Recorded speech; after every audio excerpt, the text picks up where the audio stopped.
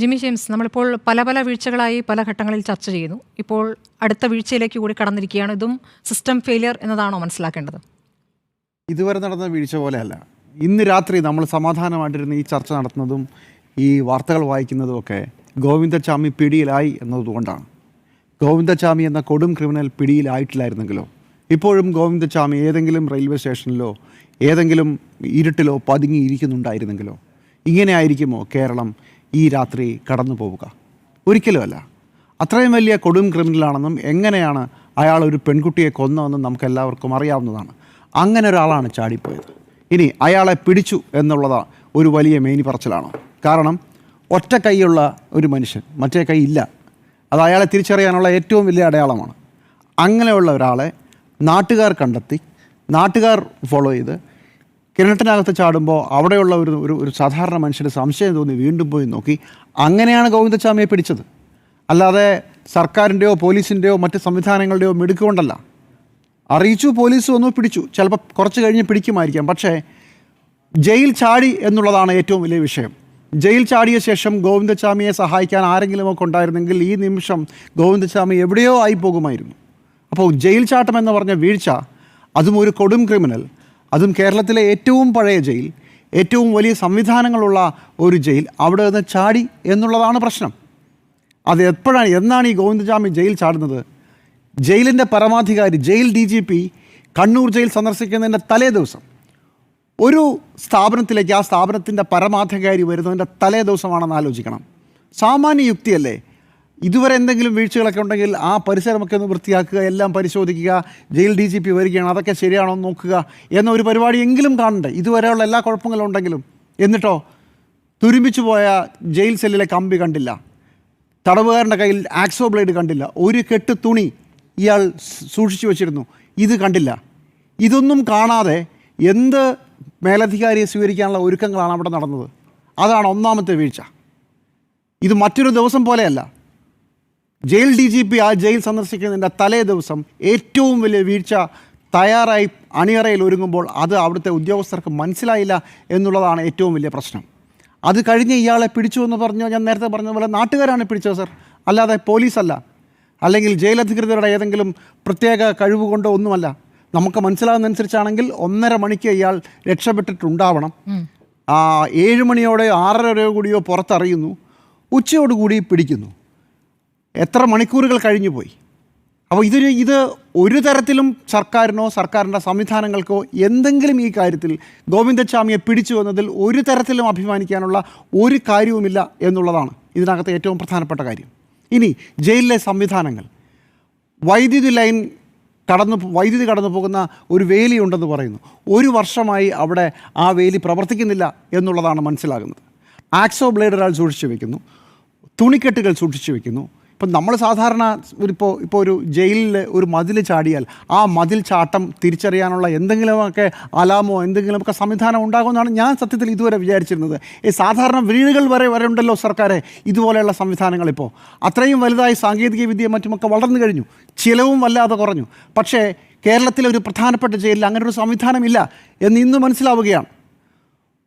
എനിക്ക് വിശ്വസിക്കാൻ പറ്റാത്തത്, ഒറ്റ കൈയുള്ള ഒരാൾ ഇത് ചെയ്യാമെങ്കിൽ 2 കൈയുള്ള നല്ല ശേഷിയുള്ള എത്രയോ മനുഷ്യർ ഉള്ള ഒരു സ്ഥലമാണ് ഈ ജയിൽ. ഇതിലും കൂടുതൽ ആളുകൾ ചാടാതിരുന്നത് എന്തോ വലിയ ഭാഗ്യമാണ്. ഒരു കൈയില്ലാത്തൊരു മനുഷ്യൻ നിഷ്പ്രയാസമാണ് കണ്ണൂർ ജയിലിലെ എല്ലാ സംവിധാനങ്ങളെയും തകർത്ത് അവരുടെ പ്രധാനപ്പെട്ട അധികാരി വരുന്നതിൻ്റെ തലേദിവസം രാത്രി അവിടുന്ന് ചാടിപ്പോയത്. ഇതിൽ പരം ഒരു നാണക്കേട് ജയിൽ സംവിധാനത്തിനുണ്ടോ എന്നുള്ളതാണ്. നാണമില്ല. ഇനിയും ഇത്തരം കാര്യങ്ങൾ സംഭവിക്കാൻ സാധ്യത. ഇതേ ജയിലിൽ തന്നെയല്ലേ പത്രക്കെട്ടെടുക്കാൻ ഒരു തടവുകാരൻ പുറത്തു പോകുന്നു, അയാൾ അതിലെ ഒരു ബൈക്കിൽ കയറി പോകുന്നു, നമ്മൾ ഇതിനു മുമ്പ് കേട്ടതല്ലേ? അപ്പോൾ അന്ന് ആലോചിക്കുന്നത്, അപ്പോൾ പത്രക്കെട്ടെടുക്കാൻ ജയിൽ ജീവനക്കാരല്ലേ പോകുന്നത്? അല്ല, അത് തടവുകാരനാണ് പോകുന്നത്. അതെന്താ? ഇവിടെ ആളില്ല. ഒരു ജയിലിൻ്റെ എല്ലാ സംവിധാനങ്ങളും തുറന്നു വയ്ക്കുകയാണ്. വെളുപ്പാങ്കാലത്ത് തടവുകാരൻ പോയി പത്രം എടുത്തു കൊടുക്കുന്ന രീതിയിലാണ് കണ്ണൂർ ജയിൽ പ്രവർത്തിക്കുന്നതെന്ന് നമ്മൾ മനസ്സിലാക്കുന്നു. പക്ഷേ കേരളത്തിലെ എല്ലാ ജയിലുകളുടെയും അവസ്ഥ ഇതാണ് എന്നുള്ളതാണ് സത്യം. ആവശ്യത്തിന് ജീവനക്കാരോ ആവശ്യത്തിന് സംവിധാനങ്ങളോ ഇല്ലാത്ത ഒരു സിസ്റ്റമാണ് കേരളത്തിലെ ജയിൽ എന്നുള്ളതാണ്. അത് കേരളത്തിൽ മാത്രമല്ല എന്ന് വേണമെങ്കിൽ ഇതൊരു സമാധാനത്തിന് പറഞ്ഞുള്ളൂ, മറ്റ് പല സ്ഥലങ്ങളിലും അതുണ്ട്. പക്ഷേ നമ്മൾ നമ്പർ 1 ആണല്ലോ. അപ്പോൾ നമുക്ക് ഈ കാര്യത്തിലും നമ്പർ 1 ആയേ പറ്റൂ. കേരളത്തിലെ ജയിലുകളുടെ താങ്ങൽ ശേഷി എന്ന് പറയുന്നത് 7367 തടവുകാരാണ്. അത്രേ താങ്ങാനുള്ള ശേഷിയുള്ളൂ. 10,000-ന് മുകളിൽ തടവുകാരുണ്ട് എന്നുള്ളതാണ് കണക്കുകൾ ഇപ്പോൾ പുറത്തു വരുന്ന കണക്കുകൾ വെച്ച് മനസ്സിലാക്കുന്നത്. ഏതാണ്ട് 3000-ലധികം തടവുകാരുടെ കൂടുതലുണ്ട്. ഇനി ജീവനക്കാരുടെ കാര്യത്തിലോ 6 തടവുകാർക്ക് ഒരു അസിസ്റ്റൻറ്റ് പ്രിസൺ ഓഫീസർ വെച്ച് വേണം. അത് 8 മണിക്കൂറിലേക്കാണ്. 8 മണിക്കൂറിലേക്ക്. അപ്പോൾ 24 മണിക്കൂറാണെങ്കിൽ 3 പേര് വേണം ഒരു ദിവസം. അങ്ങനെയാണെങ്കിൽ 5187 അസിസ്റ്റൻറ്റ് പ്രിസൺ ഓഫീസർമാർ വേണം. പക്ഷേ നമുക്ക് 1284 അസിസ്റ്റൻറ്റ് പ്രിസൺ ഓഫീസർമാരേ ഉള്ളൂ. എത്ര വലിയ തസ്തികകളുടെ കുറവാണെന്ന് നോക്കൂ. ഇനി ഈ പറഞ്ഞ 1284-ൽ 50 തസ്തിക ഫില്ല് ചെയ്തിട്ടില്ല. ഒരു കണക്ക് കൂടെ പറയാം. അങ്ങനെയുള്ള 3 അസിസ്റ്റൻറ്റ് പ്രിസൺ ഓഫീസർമാർക്ക് 3:1 ഒരു ഡെപ്യൂട്ടി പ്രിസൺ ഓഫീസർ വേണം എന്നുള്ളതാണ്. അതാണെങ്കിലോ അപ്പോൾ 1279 എന്നാണ് ഞാൻ കൂട്ടി നോക്കിയില്ല, പക്ഷേ എന്നാണ് എനിക്ക് കിട്ടിയുടെ കണക്ക്. 447 പേരേ ഉള്ളൂ. അപ്പോൾ അതിഭീകരമായി ആളുകളില്ലാത്ത ഒരു സംവിധാനമാണ് ഈ ജയിൽ. ഈ ജയിലിൽ കിടന്നിട്ടുള്ളവരോ ജയിലുമായി ബന്ധപ്പെട്ടുള്ള ആളുകൾക്കോ മനസ്സിലാകും ഒരു ജയിൽ സംവിധാനം ഓടിക്കുന്ന സത്യത്തിൽ കേരളത്തിലെങ്കിലും തടവുകാരുടെ സഹായത്തോടു കൂടിയാണ്. അത് ചില ബ്ലോക്കുകളുടെ ഭരണം, അവിടുത്തെ കുശിനിപ്പണി, അവിടുത്തെ കൃഷിപ്പണി, എന്തിന് ജയിലിലെ ഓഫീസ് പണി പോലും ഇവരെ കൊണ്ട് ചെയ്യിപ്പിച്ചുകൊണ്ടാണ് കേരളത്തിലെ ജയിലുകൾ ഫങ്ഷൻ ചെയ്യുന്നത്. എന്നോട് ഒരു ജയിൽ ഓഫീസർ പറഞ്ഞത്, സത്യത്തിൽ ഇവരുള്ളൊരു പകുതി പേര് വിചാരിച്ചാൽ ഈ ജയിൽ അവർക്ക് പിടിച്ചെടുക്കാൻ പറ്റും. ഞങ്ങൾ പേടിപ്പിച്ച് നിർത്തുകയാണ്. ഒരു ഘട്ടം കഴിഞ്ഞാൽ അതല്ല, അവരെ ആശ്രയിച്ചാണ് ജയിലുകൾ നടക്കുന്നത് എന്നുള്ളതാണ് സത്യം. ഈ സത്യം അറിയാത്തതല്ല. പല പ്രാവശ്യം പല തവണ ഇത് സംബന്ധിച്ച് ശുപാർശകൾ സർക്കാരിലേക്ക് പോയിട്ടുണ്ട്. പക്ഷേ അത് പരിഹരിക്കാനുള്ള ഒരു നടപടിയും സർക്കാരിൻ്റെ ഭാഗത്തു നിന്നുണ്ടാകുന്നില്ല. അല്പം മുമ്പ് ഇടതുപക്ഷത്തിൻ്റെ ഭാഗത്തു നിന്ന് പലരും പറയുന്നുണ്ടായിരുന്നു, ഞങ്ങൾ തസ്തികകൾ കൂട്ടിയിട്ടും ഇതാണ് സ്ഥിതിയെങ്കിൽ നിങ്ങൾ എന്നാണ് ഈ പ്രശ്നം പരിപൂർണമായും തീർക്കാൻ പോവുക? വളരെ ചുരുക്കം ജയിൽ ജീവനക്കാരുള്ളപ്പോൾ 24 മണിക്കൂറിൽ കൂടുതൽ ജോലി ചെയ്യുന്ന ജയിൽ ജീവനക്കാർ ഇന്ന് കേരളത്തിലുണ്ട്.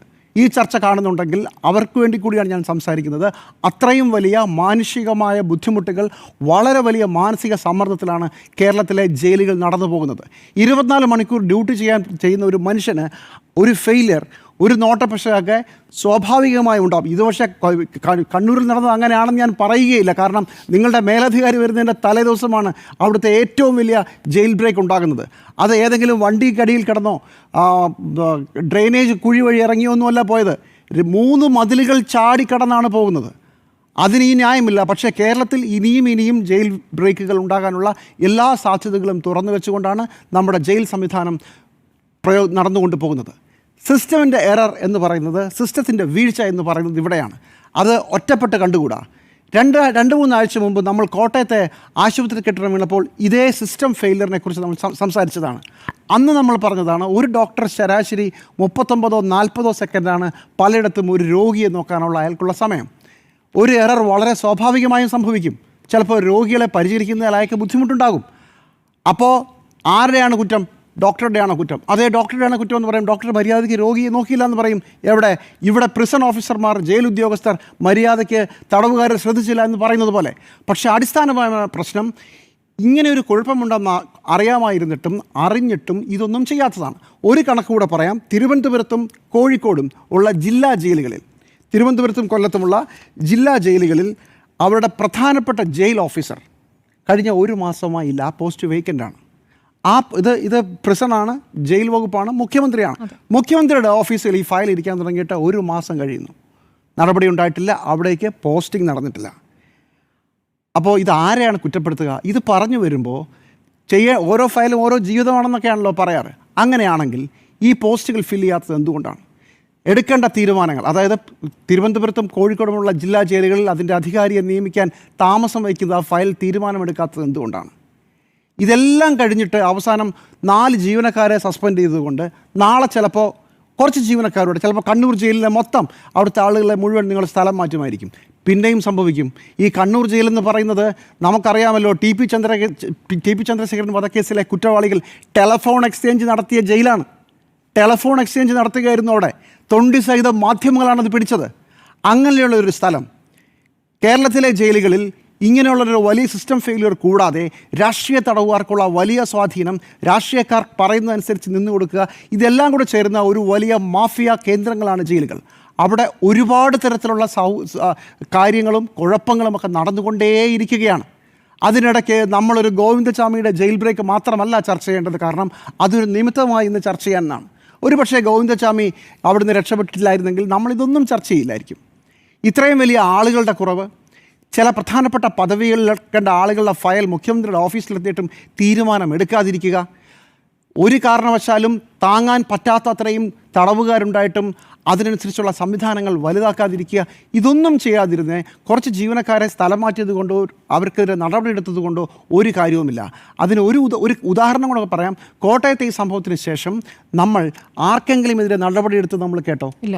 ഒരാൾക്കെതിരെ പോലും നടപടി ഉണ്ടായിട്ടില്ല. ഇപ്പോഴും കോട്ടയത്ത് ഒരു സ്ത്രീ മരിച്ചിട്ട് 1 മാസം കഴിയുന്നു. അന്വേഷണ റിപ്പോർട്ട് കിട്ടിയിട്ടില്ല. അന്വേഷണ റിപ്പോർട്ട് കിട്ടുമായിരിക്കും, നമ്മളാരും കണ്ടിട്ടില്ല. നടപടി ഉണ്ടായിട്ടില്ല. സ്കൂൾ കെട്ടിടങ്ങൾ വലിയ ബുദ്ധിമുട്ടിലാണെന്ന് പറയുന്നു. കേരളത്തിലെ ആശുപത്രികൾ തകരാൻ പോവുകയാണെന്ന് പറയുന്നു. എന്തായി? നടപടി ഉണ്ടായിട്ടില്ല. തെളിവ് സഹിത മാധ്യമങ്ങൾ പുറത്തു കൊണ്ടുവന്നു. കേരളത്തിലെ ഡോക്ടർമാരുടെ അറിവോടുകൂടി രോഗികൾ പുറത്തു നിന്ന് ശസ്ത്രക്രിയാ ഉപകരണങ്ങൾ അവരെ വാങ്ങിച്ചു കൊടുക്കുന്നു എന്ന് പറയുന്നു. എന്ത് നടപടി? ഏതെങ്കിലും ആശുപത്രിയിൽ, ഏതെങ്കിലും സർക്കാർ സംവിധാനത്തിൽ ഈ രോഗികൾക്കുള്ള ഈ ബുദ്ധിമുട്ട് രോഗികളെ കൊണ്ട് പുറത്തു നിന്ന് സൂചിയും നൂലും വാങ്ങിപ്പിക്കുന്ന പരിപാടി നിർത്തിയോ? നിർത്തുമെന്ന് പറഞ്ഞോ? അങ്ങനെ അതിനാരെങ്കിലും ഉത്തരവാദികളുണ്ടെങ്കിൽ അവർക്കെതിരെ നടപടിയെടുത്തോ? ഇല്ല. അന്ന് മാധ്യമങ്ങളെല്ലാം ബഹളം വെച്ചതുകൊണ്ട് അന്ന് ഫേസ്ബുക്ക് പോസ്റ്റിലിട്ട ഡോക്ടർ ഭാഗ്യത്തിന് രക്ഷപ്പെട്ടു. അവിടെ കൊണ്ട് അവസാനിച്ചു കാര്യങ്ങൾ. അപ്പോൾ ഇത് സിസ്റ്റമിൻ്റെ ഫെയിലിയറാണ്. ആ സിസ്റ്റമിക് ഫെയിലിയർ സർക്കാർ ഉണ്ടാക്കിയതാണ്. പഴയ സർക്കാരുകളിൽ നിങ്ങൾക്ക് പഴി പറയാം, പക്ഷേ അത്തരം പഴയ പ്രശ്നങ്ങൾ മാറ്റാനാണ് നിങ്ങളെ, ഈ സർക്കാരിനെ ജനം അധികാരത്തിൽ കൊണ്ടുവന്നത്. അത് മറക്കരുത്. പഴയ കഥ പറയുമ്പോൾ പുതിയ കഥ എന്തെങ്കിലും പറയാനുണ്ടെങ്കിൽ പറയാം.